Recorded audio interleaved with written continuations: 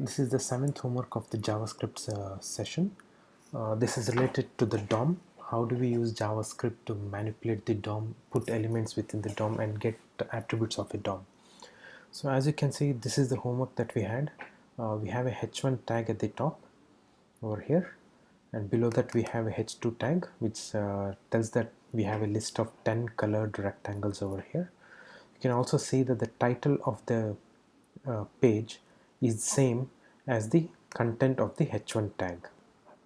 So below the h2 tag we have a rectangle which is written using a div. This is the entire rectangle. Within the outer div we have a sequence of 10 individual rectangles with different colors, and below each rectangle we see the hexadecimal value of the background color used for the rect above it. So this is the web page that we have created. So let us go into the source code and see how this is done. Okay, let's see the HTML first. So this is the header. Within the header, the initial title of the page is JSBin, which will be changing on later using JavaScript. I have also included all the script files that I have written in a separate file using the script tag. So next we have the styles. The outer div has a class, the outer rectangle which holds all the inner colored rectangles has a class named outer div. Its margin is set to auto, which means that no matter what is the screen size, it will be aligned at the center of the screen. I have given it a background color so that it's easy to recognize. So over here you can see that this is the background with the dark gray color background is the outer div. So I have also set a padding of 50 pixels on the top, left and right, and at the bottom we don't have padding. So if we go to the output and see, you can see at the bottom over here that there is no padding. So the last text is attaching to the bottom of the screen. The next class that I have written is a custom div.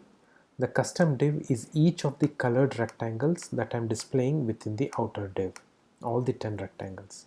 So I have given it a height of 25 pixel. I have made the width as 100%. I have set a background color as white initially, but later on using JavaScript I will be changing the color of each rectangle.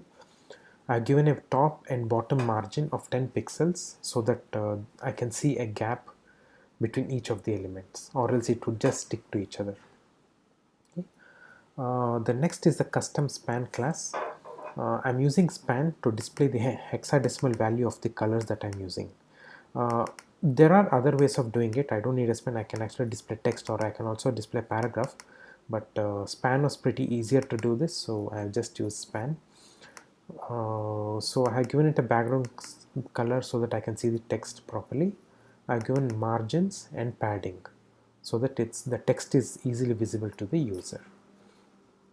Okay, so coming to the body, this is the body of the HTML page. Once the page is loaded, I'm going to use a JavaScript method called as page did load, which I'll explain it later. It has all the functionalities of modifying the HTML page. So within that I have declared an outer div. Outer div is a rectangle which holds all the inner colored rectangles. I have also given it an ID of rectangle wrapper.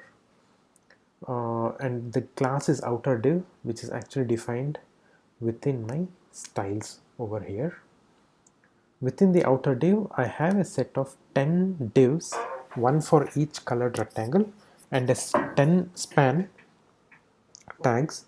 The span tag which will display the hexadecimal value of the color that I am displaying within the colored rectangles. So there are 10 of these, so you can see that this is div 1 followed by span 1, div 2 followed by span 2, div 3 followed by span 3, and so on. Now I have used div to create the rectangles.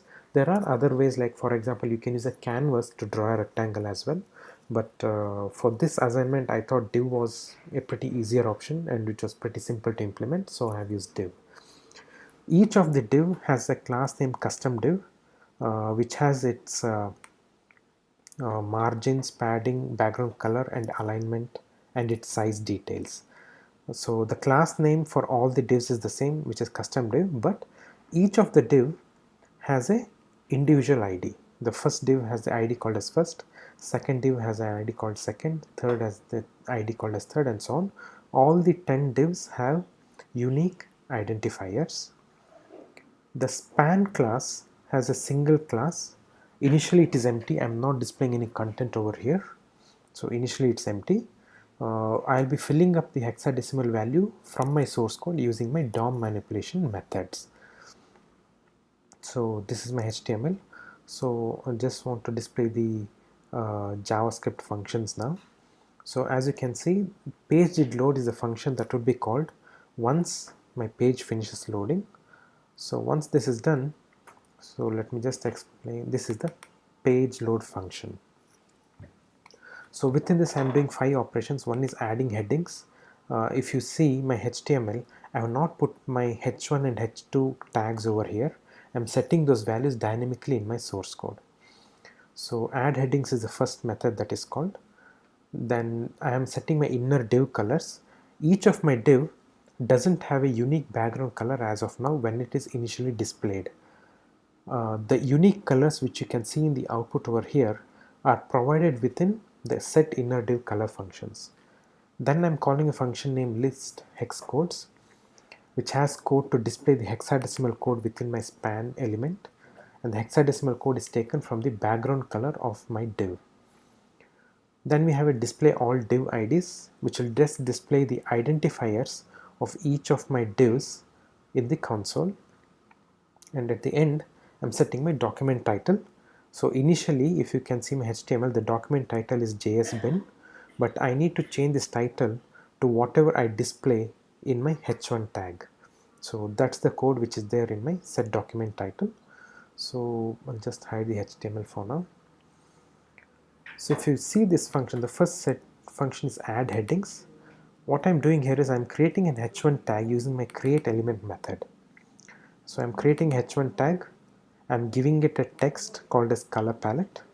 I'm also giving it an identifier because I would be using this identifier in another function to get the text again. So I'm giving it an identifier, and I'm also giving it a color, so that a font color, so that it looks beautiful. I'm also creating another h2 tag using my create element method and giving it an inner HTML title. I'm also giving it a font color. So now I have my h1 and h2 tags ready. It's time to insert it within my HTML. So I'm just getting the reference to my outer div, which is this container rectangle which holds all the other rectangles. I'm just getting the element by ID using my identifier. What I'm doing is I'm just inserting h1 and h2 before the div. In order for me to insert it at the top of the page, I will have to use my insert before function. So I'm inserting h1 before my outer div. So if I just use my append function of my document, if I say document.body.append, it is going to insert my h1 and h2 at the bottom of my HTML page. I don't want that to happen. I want h1 and h2 at the top of my page. So I'm just inserting them before my outer div. So that is my add headings function. The next function is set documents title. So my document title should be equal or should be the same as the title that I have given to my h1 heading. Okay, so I'm just using the get element by id function to get my h1 tag. My h1 tag, if you see the previous function, I had given it an identifier by the name of h1 heading. So I'm using get element by id. I'm passing the parameter called h1 heading, and this will give me a reference to my h1 tag. So I'm taking the h1 tag's inner text and assigning to the document's title. So that is what we see here. If you see the color palette title at the top, it is equivalent to my h1 tag's text. So going to the next function, I'm just setting the inner div color. If you see my HTML file, I'm not giving any background color to my divs. Okay, or if you go to my custom div class as well, I'm giving a background color of white. So I now need to put unique colors into each of these rectangles. So I have just defined an array of constant colors over here. I could have generated the colors dynamically using a random function, but I just try to keep it as simple as possible. So there are 10 colors within this colors array.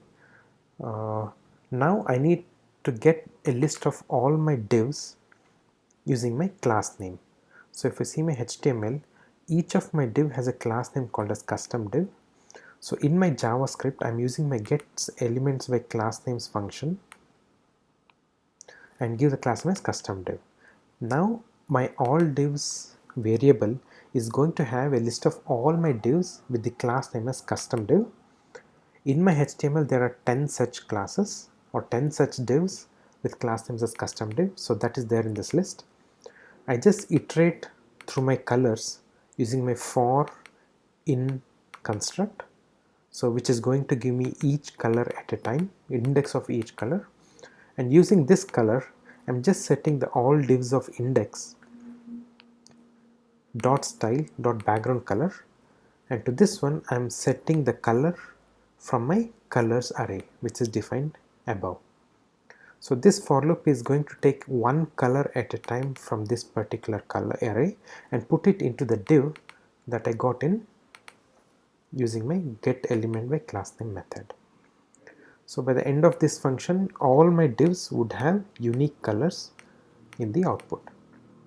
So the next step is to display the hexadecimal code of the color within my span element. So that's written within my list hex codes. What I'm doing here is first I'm getting a list of all my divs or my rectangles which has a class name as custom div, which are these particular rectangles. So once I have that list, I'm also getting a list of all the spans using their class name. If you see the HTML, I have given a constant class name called custom span for all my span elements. So I take a list of all the spans over here. Now I need to fetch the color from each of my div and assign that color value to my span. So how do I do? I've just taken a for loop and I iterate from 0 to all divs.length, which means the number of divs in the all divs object. So I iterate in the for loop, I get the hexadecimal color using a function name called as getHex from RGB. I'll explain this later. So what would happen if I don't use this function is, for example, I'll just cut this for now, just see it. Now if you see the output over here, you can see that it is displaying the color in RGB format. So by default, whenever you put any color into an element or any div, it is going to store that color in RGB format. Even though we have assigned the previous color using hexadecimal functions or hexadecimal values, it would still convert it to RGB before assigning it to the background color. So right now it's saying RGB, so what I need to do here is I just have to convert all the RGBs into hexadecimal value before I assign that value to my span. Okay, so once I get my hexadecimal value, I just set the text to my span using the text content attribute. Okay, so let me just call that function get hex from RGB function over here. Okay, now you can see that my color codes are displayed in hexadecimal format. So I'll explain that later, but before that, the next function which I have written is called as display all div IDs. So if you see the console over here, and if I say run, so once my page is loaded, I'm displaying the identifiers of each of these colored rectangles which is there in my output. So if I see the HTML, I have given I have given a unique identifier for each of my rectangle called as first, second, third, fourth, and so on. All my 10 divs have unique identifiers. So I'm displaying it over here. I'm first getting all the divs using its class name called as custom div. So all divs is an array of divs. So I'm just iterating across all these divs using my for of construct. So which will give me each of my div one at a time, and within the for loop I'm just printing that items identifier. Okay, so this is where my console's output is getting. 1 second, takes time to load. Yes, okay. So this is where I'm printing the identifiers. Okay. The last function which I've written is to convert from RGB to hexadecimal. So I'm taking a RGB string in my color parameter. So once it comes inside, I'm using the split function. Okay, I'm using the split function to just extract all the RGB values. For example, I'll just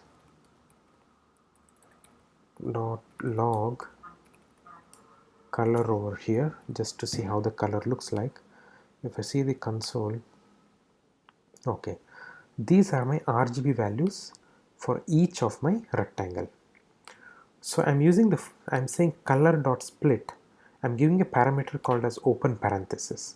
What it does is it searches for the open parenthesis within my string, and it is going to split my string into two halves now. Since there is only one opening parenthesis, so the first item in my array would contain RGB, and the second item in my array after splitting would contain any string which is on the right side of the opening parenthesis, which means I have RGB in the first item and all these numbers and the closing parenthesis as the second item of my array.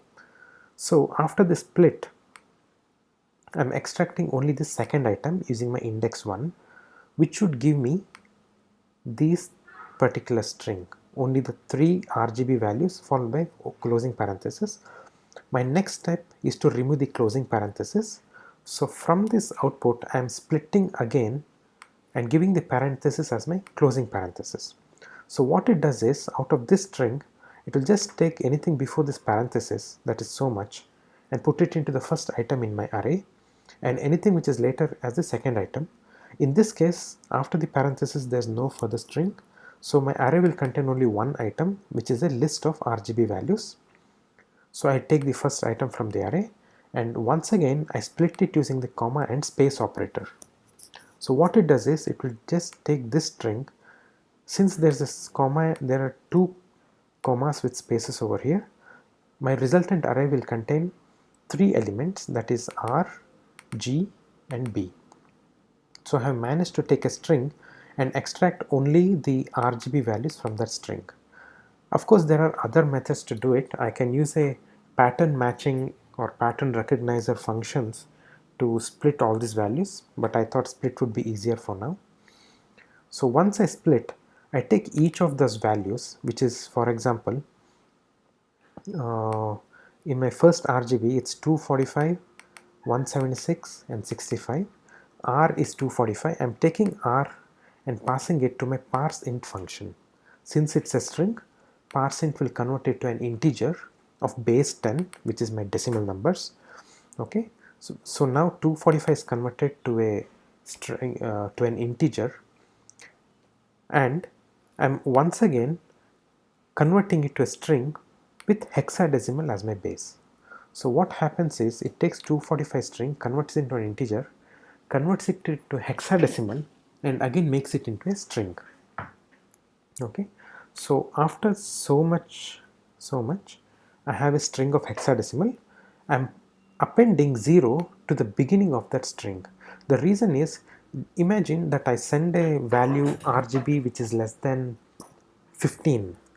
What happens is, my hexadecimal will only contain one single alphabet, but ideally I would like to display 2 alphabets per hexadecimal. So just to handle errors, I'm just adding 0 to the initial half of that string, and then using the slice, I'm just taking the last 2 characters from that particular string. So my hexadecimal is now truncated or rounded off to 2 places. Okay, I do the same thing with G and B, and then I'm just appending the character hash to the RGB hexadecimal string values, and I'm converting it to uppercase. Okay, so that's what the functionality of this function. It takes in a color in RGB string format, splits the RGB values, convert each of the RGB values into hexadecimal strings, and make sure that it is at least 2 characters long. Once I have the individual RGB hexadecimal values, I just append them all together and add a hash symbol to the beginning of it, convert it to uppercase, and return the resultant string. So this is the resultant string which you see at the end of this function. That's all the code. I hope you understood what code I have written. In case if you have doubts, please post the doubts on Twitter and I will answer those queries.